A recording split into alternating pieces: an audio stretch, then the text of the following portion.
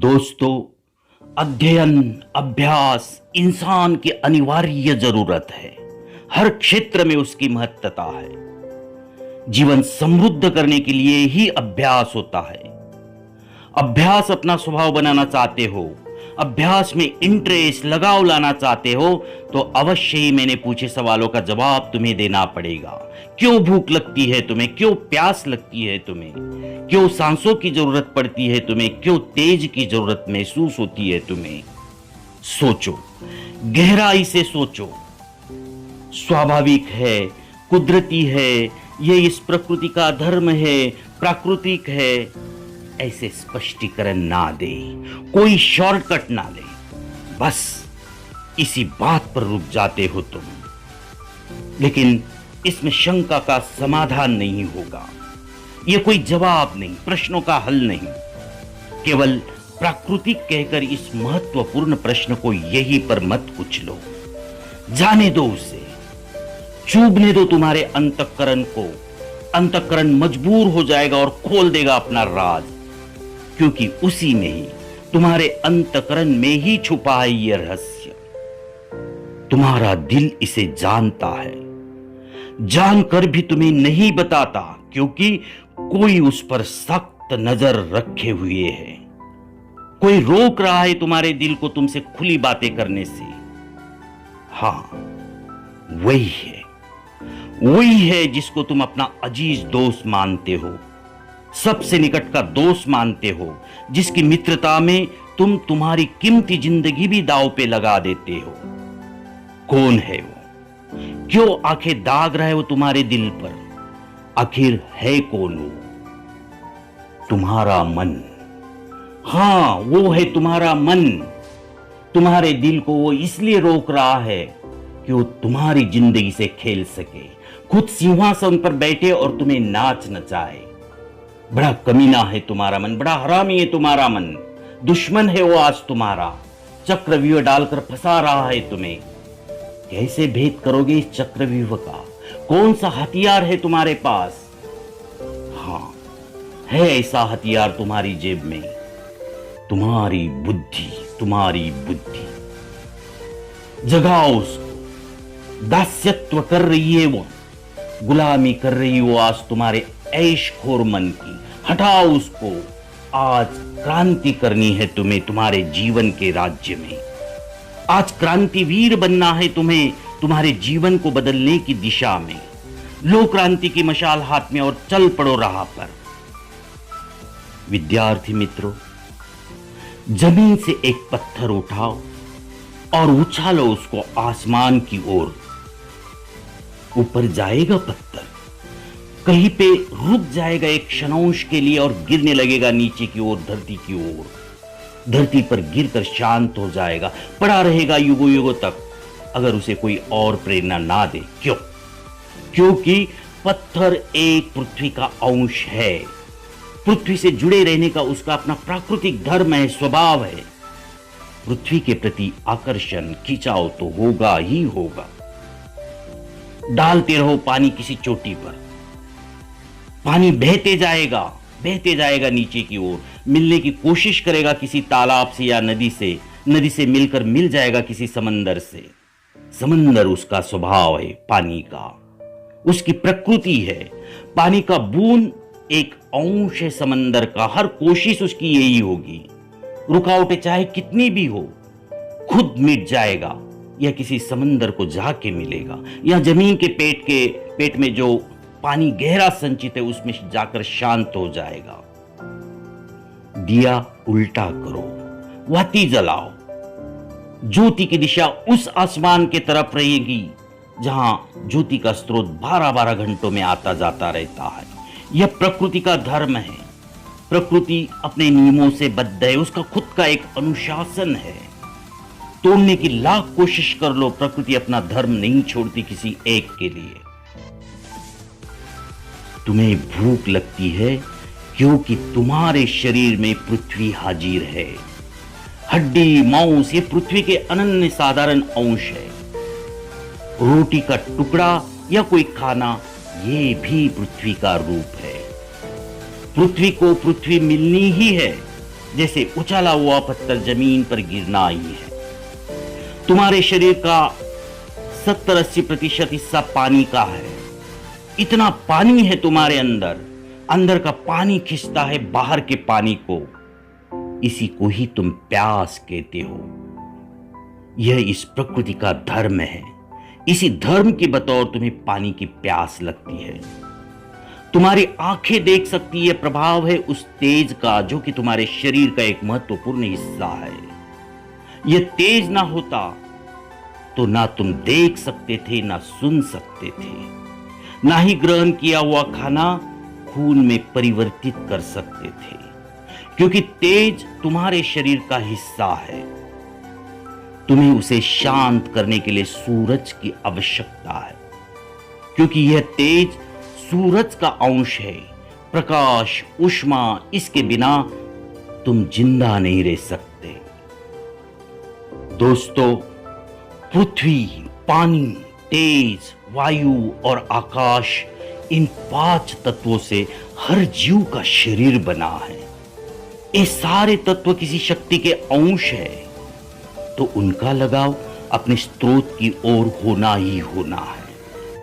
यह बात इंसान करके केवल तुम्हारी ही नहीं, यह बात हर एक जीव की है जिसको ये शरीर प्राप्त हुआ है। इसलिए हर एक जीव को भूख लगती है, जो पृथ्वी रूप में वो पाने की कोशिश करता है। इसलिए हर एक जीव को प्यास लगती है, जो पानी के रूप में उसे बुझाना चाहता है। तेज की जरूरत होती है, सांस की जरूरत होती है, जो इनके स्रोत से वो पाने की कोशिश में लगा रहता है, क्योंकि उसके शरीर के ये हिस्से हैं और हर हिस्सा शांत होने की कोशिश में लगा है। अब इंसान के शरीर में इन हिस्सों के अलावा दूसरे जीवों से ज्यादा और कुछ है। अब मैं तुम्हारी बात कर रहा हूं, और वो भी तुम्हारे शरीर का हिस्सा है, लेकिन अप्रकट है। उसकी तीव्र बुद्धि, इंसान की तीव्र बुद्धि, तुम्हारी तीव्र बुद्धि, तुम्हारे ज्ञान ग्रहण करने की अप्रतिम शक्ति, यह हिस्सा इंसान हो इसलिए तुम्हारे अंदर है। उसकी भी भूख है। हर इंसान, चाहे स्कूल कॉलेज में हो ना हो, काले अक्षर भैंस बराबर हो, फिर भी इस कोशिश में लगा रहा है। देखिए आपके अड़ोस पड़ोस में, भले किताब नहीं, लेकिन इस प्रकृति का अभ्यास करने का, अपना तजुर्बा बढ़ाने का हर इंसान का अपना खुद का एक प्रयास रहता है, जज्बा होता है। उस सहजता से हमारे ध्यान में नहीं आता जैसे हम किसी को खाते हुए पीते हुए देख सकते हैं। दोस्तों, ऐसा है, ऐसा ही है, क्योंकि ज्ञान भी हमारे शरीर का हिस्सा है, लेकिन अप्रकट रूप में। हाथ, पांव, मुंह, कान, नाक, आंखें, ये शरीर के हिस्से हम प्रकट रूप में देख सकते हैं, क्योंकि वो प्रकट है। बुद्धि नहीं देख सकते, ज्ञान नहीं देख सकते, क्षमता नहीं देख सकते। यही कारण है कि अभ्यास हमारे जीवन का अंग है। फिर भी अभ्यास हमें बोझ जैसा लगता है। अभ्यास को हम दिल से नहीं चाहते, क्योंकि अभ्यास का इंद्रिय प्रकट नहीं है। हालांकि अभ्यास हमारा स्वभाव है, हम करते ही है। जाहिर है कि अगर हमारा अभ्यास स्वभाव है तो अभ्यास बिल्कुल सहजता से होना चाहिए, जो होता भी है। जैसे हम सहजता से खाते हैं, पीते हैं, देखते हैं, अभ्यास भी सहजता से निरंतर होता है। मगर ऐसा नहीं होता कि ऐसा हमें चाहे। ज्ञान हमारा एक अंग है, उसकी कुछ मांग है। स्वभावतः वो अंग अपनी जरूरत भी पूरी करता है। फिर भी हमें अभ्यास के बारे में सबसे ताने सुनने पड़ते हैं। क्यों? क्योंकि हमारे अंग पर ही हमारी सत्ता नहीं है, उसके ऊपर तो किसी और की सत्ता है जो आप खुद भी नहीं जानते। उसे तो कोई और चला रहा है, आपका ही हिस्सा होकर भी। वो है तुम्हारा मन। मन ने उसे अपने वश में कर लिया है। मन ने ज्ञान के हिस्सों को काबू कर लिया है। मन ने ही इतने प्रतिभावंत हिस्से को गुलाम करके रखा है और आप असहाय होकर खाली तमाशा देख रहे हो। क्यों ऐसा? क्यों? कल अगर कोई तुम्हारे घर में घुसकर तुम्हारे हाथों से जबरदस्ती उसका कोई काम मुफ्त में करवा ले तो आप बर्दाश्त कर पाओगे? करोगे बर्दाश्त? नहीं, यकीनन नहीं। लेकिन तुम्हारे अंतःकरण का, ज्ञान की शक्ति का तुम्हारा मन जबरदस्ती से गैर इस्तेमाल कर रहा है। ये तुम बर्दाश्त कर रहे हो, तमाशा देख रहे हो। क्यों? क्योंकि वो बेचारा अप्रकट है, क्योंकि वो कुचला गया है, क्योंकि वो असहाय है। मदद नहीं करोगे उसकी, तुम्हारे शरीर के हिस्से की रक्षा नहीं करोगे। कैसे इंसान हो तुम? अरे तोड़ दो उस मन को। क्यों उसकी फिजूल हरकतें सहते हो? बेकार है ये मन तुम्हारा। तुम्हारे जीवन से, तुम्हारे करियर से उसे कोई चिंता नहीं। वो तो मदहोश है अपने भोग लेने में। उसे जो चाहिए वो ले रहा है। कोई गंदी फिल्में देख रहा है, दिमाग में कचरा डाल रहा है, लड़कियों के इर्द गिर्द घूम रहा है, झूठी तसल्ली दे रहा, झूठे कारोबार कर रहा है। इंसानियत के दुश्मन उसे मित्र लगते हैं और तुम उसे मित्र मानते हो। क्यों नहीं समझ पाते इस बात को तुम? क्षुद्र है तुम्हारा मन, क्षुद्र ही बातें उसे प्रिय लगती है। अच्छी बातें उसे कतई अच्छी नहीं लगती। ऐसे जानवर से दोस्ती करते हो तुम। त्याग दो उस मित्रता को, त्याग दो उसके बंधन को, त्याग दो उस दास्यत्व को, त्याग दो उस गुलामी को। बुद्धि की तलवार से काटो उसे तुम्हें काटना होगा, तकलीफ होगी, फिर भी काटना होगा।